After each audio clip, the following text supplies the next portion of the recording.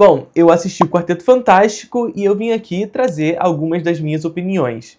E eu vou dizer o seguinte, logo após ter assistido o Superman, imediatamente após, vieram inúmeras mensagens pra mim falando: "E Quarteto Fantástico, quando que você vai assistir? Quando vai ser? Eu tenho certeza que você vai gostar muito mais do Quarteto Fantástico do que do Superman."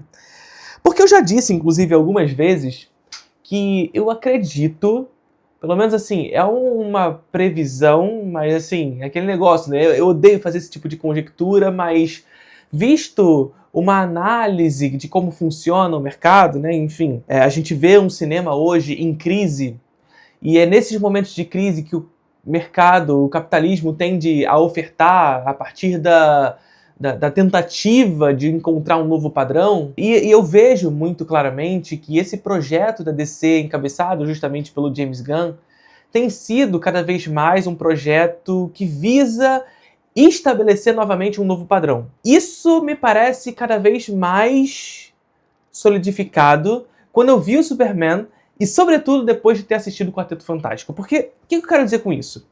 O Superman, como eu disse lá na minha crítica, ele de fato reage a uma tendência dos filmes de super-herói, mas não só dos filmes de super-herói, como também do cinema contemporâneo, de um certo cinismo e de um realismo meio estéril. Ou seja, desse filme que está sempre piscando para a tela, não necessariamente literalmente, mas está sempre querendo corrigir algo que foi feito anteriormente, sempre querendo acenar para um determinado público, mas que, sobretudo, não consegue sustentar a sua própria dramaticidade.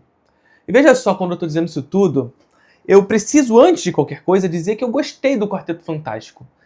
Talvez não tanto quanto eu tenha gostado de Superman.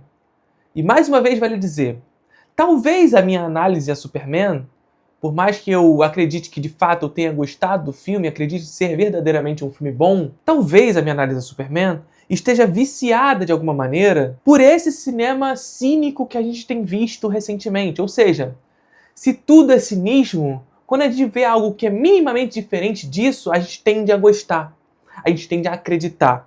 E Superman, esse novo filme, ele abandona de fato esse cinismo na direção de construir um herói que de fato acredita na fantasia, que carrega uma certa ingenuidade, mas vale dizer que essa ingenuidade não é exatamente ser bobo ou coisa desse tipo, é ser bom e entender que nessa bondade e na maldade há nuances. A gente vê isso muito claramente no filme do James Gunn.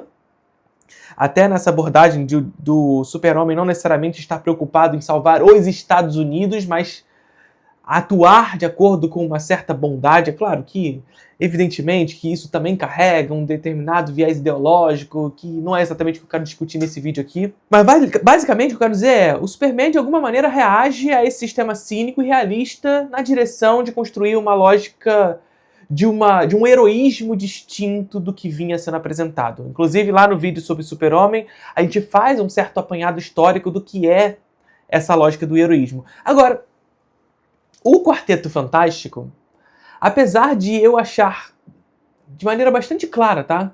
Eu achar que tá no panteão dos melhores filmes da Marvel. Não que isso signifique muita coisa. Mas eu gosto muito do Guardiões da Galáxia 3, por exemplo, também do James Gunn.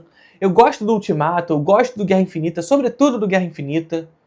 Eu acho que tem bons filmes nesse universo Marvel, apesar de serem minorias, mas eles existem, eles estão lá. Mas o Quarteto Fantástico, apesar de eu gostar e tá entre esses bons filmes da Marvel, ele ainda assim, mesmo que nesse momento de crise do cinema contemporâneo, e, portanto, de um momento em que o cinema tá tentando resgatar, ou melhor, encontrar um novo padrão, visto que o padrão anteriormente apresentado entrou numa certa saturação, não por si só, mas por uma série de dinâmicas do mercado, como por exemplo a crise provinda da Covid-19, a ascensão dos streamings nesse contexto, enfim, o encarecimento das salas de cinema, a crise do shopping center em específico, uma série de crises que se estabelecem, que inclusive, se vocês quiserem um vídeo sobre isso, fala aqui nos comentários. Ainda assim, a Marvel faz um filme que carrega uma série de distinções com o que vinha sendo feito, sobretudo no seu aspecto estilístico, digamos assim, Há uma tentativa aqui de fato, construir uma ambiência distinta do que vinha sendo apresentado, que era sempre muito estéril, muito vazio, muito repetitivo, repetido no geral de um filme para o outro. Não tinha uma unicidade própria de cada filme, onde cada filme funcionava por si. Era sempre uma coisa que precisava funcionar dentro de um universo como um todo. Eram filmes mercadoria, e continua sendo de alguma maneira o Quarteto Fantástico, mas existe um filme aqui que consegue funcionar por si só, diga-se de passagem. Isso já é assim, 80% do caminho andado com relação aos outros filmes da Marvel, né? Mas, no geral, os filmes da Marvel eram esses filmes mercadoria, onde se desrespeita, diga-se de passagem, o espectador de cinema que paga o ingresso para comprar esse filme. E quando eu digo isso, é no sentido de que esse espectador ele paga esse ingresso para ir para a sala do cinema e consumir propaganda. E quando eu estou dizendo isso, não é propaganda que vai passar no meio do filme, não é a marca que vai estar em determinado momento no filme, não. O filme em si é um grande trailer para o próximo filme. É sempre isso. Você nunca está comprando o ingresso para assistir aquilo que você quer assistir, porque o que importa é sempre o próximo filme. O próximo filme sempre vai ser mais relevante, mais importante do que o anterior, do que aquele que você está assistindo nesse momento. O Quarteto Fantástico, evidentemente, tem ganchos para o que vem em seguida, mas em si ele consegue funcionar. Ele funciona dentro da sua própria lógica, e isso em si já é o suficiente para colocar esse filme num lugar distinto do que a Marvel já vinha apresentando. Funcionar dentro do seu próprio universo, construir um estilo muito próprio.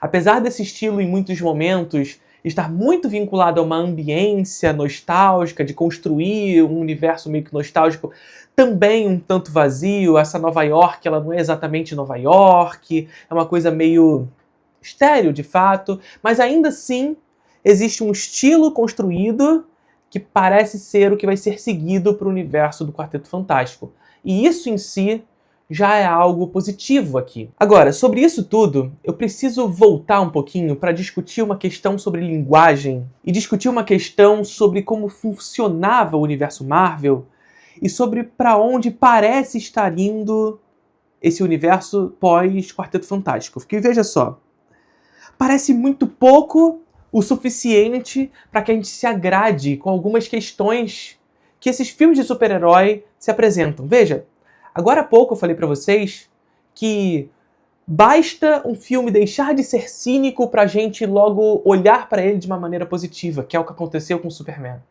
Que eu acho que verdadeiramente é um bom filme, apesar de a gente poder estar viciado com essas análises. Agora, no caso de Quarteto Fantástico, eu divido o que eu vou falar agora em duas partes, que é a questão do tempo. E quando eu digo tempo aqui, gente, eu estou falando do tempo da linguagem, do tempo o qual a narrativa se pressupõe contar. E aí eu preciso dividir em duas partes, porque a gente tem o tempo de plano e a gente tem o tempo de cena. São duas coisas distintas que a gente precisa dividir aqui para vocês entenderem o que eu quero falar. Porque a Marvel, até então, nos seus filmes, tanto no cenário pós-pandemia quanto antes, vinha distinguindo essa questão, sobretudo quando se fala do tempo de plano, de maneira muito ineficaz, que flertava com esse cinismo que a gente estava falando, a ponto de não conseguir acreditar naquilo que ela mesma contava. Veja só, são filmes que muitas vezes, nos momentos em que os seus super-heróis se dispunham a um dilema muito característico, um dilema forte, um dilema dramático, um dilema característico daquele personagem em específico, a Marvel não acreditava no seu drama. Diferente do que é o Superman, por exemplo, que a gente discutiu no meu vídeo sobre o Superman, onde esses dilemas são muito bem estabelecidos, onde a gente consegue sentir o peso desses dilemas de maneira bastante evidente. Nos filmes da Marvel isso não acontecia. Por quê? Porque não havia tempo de plano, sobretudo. O dilema era apresentado, a dor do personagem era apresentada, e imediatamente esse plano era cortado por um seguinte, onde algum hiperestímulo precisava ser apresentado para o espectador. Um novo planeta, um outro lugar que vai chegar, enfim, não havia tempo de plano para que o espectador sentisse o peso dramático daquela cena, daquele dilema, daquela necessidade de escolha do herói.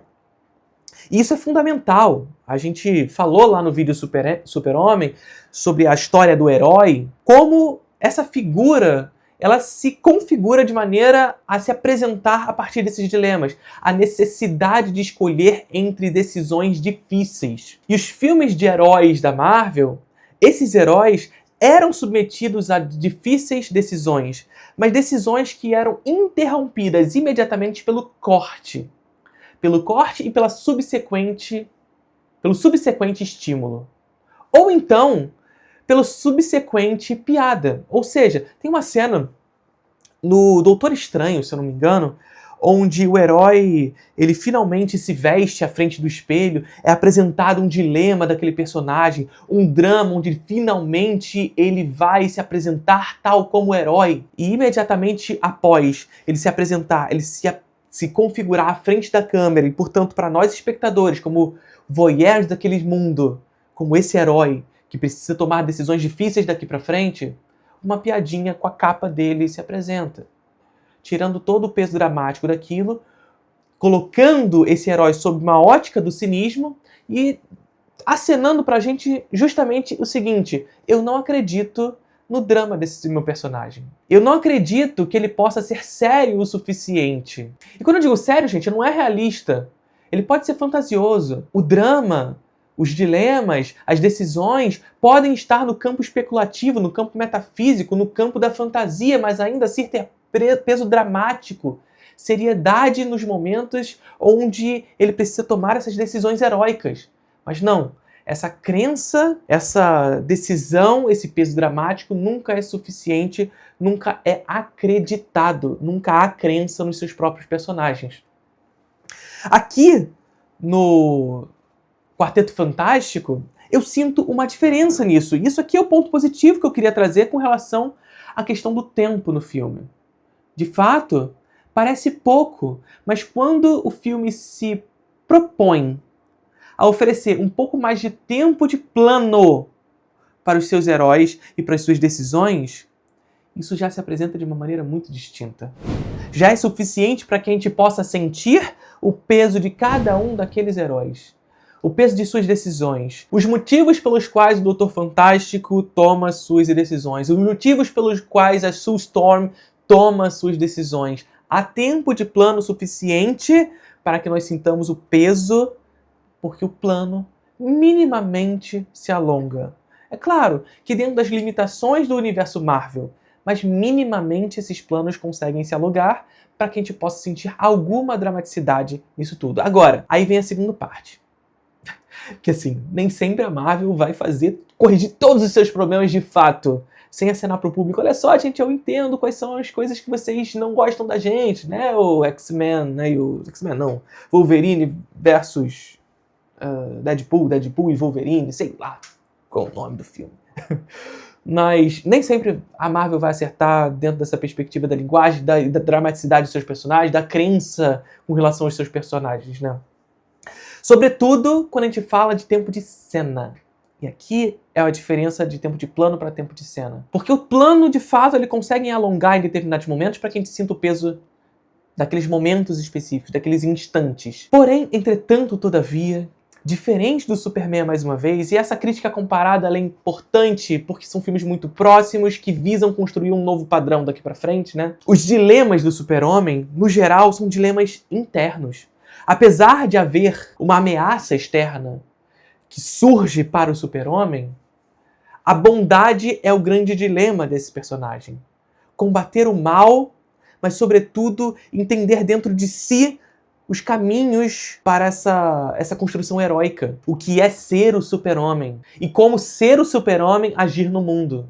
Agora, o Quarteto Fantástico e os filmes da Marvel como um todo, eles atuam nessa esfera do tempo de cena a partir de uma sempre catastrófica e hiperdimensionada, megalômana ameaça. A ameaça é sempre maior do que os seus personagens. O que vem a chegar é sempre dimensionalmente muito mais elevado, muito maior do que as dores, do que os dilemas, do que a necessidade de escolha de seus personagens. E veja só, Isso aqui que eu tô falando, porque evidentemente muita gente vai falar assim, ah, mas é porque o Galactus é enorme, ele tá destruindo o mundo, então é claro que vai ser megalômano a parada. Sim, eu entendo isso, mas você entende que a chegada, por exemplo, da surfista prateada, trazendo a notícia de que o planeta Terra vai ser destruído, de que o Galactus vai chegar como devorador dos mundos. Essa notícia, ela carrega também uma metafísica das escolhas dos seus personagens, que em algum momento ela é apresentada na figura do filho, por exemplo, a necessidade de proteger o filho ou proteger o mundo. Isso é um dilema, entende? Existe um dilema construído, mas a necessidade de apresentar a megalomania do vilão frente aos heróis apaga, inclusive, o dilema heróico. Faz com que o dilema heróico se torne menos relevante do que a própria megalomania disfarçada ali. Somado a isso, são inúmeras e sucessivas dilemas que são apresentados sem que haja tempo, e por isso o tempo de cena é muito prejudicial aqui no filme, pelo menos pra mim, porque uma cena sucede a outra e cada cena tenta apresentar um novo dilema sem que o anterior tenha sido resolvido.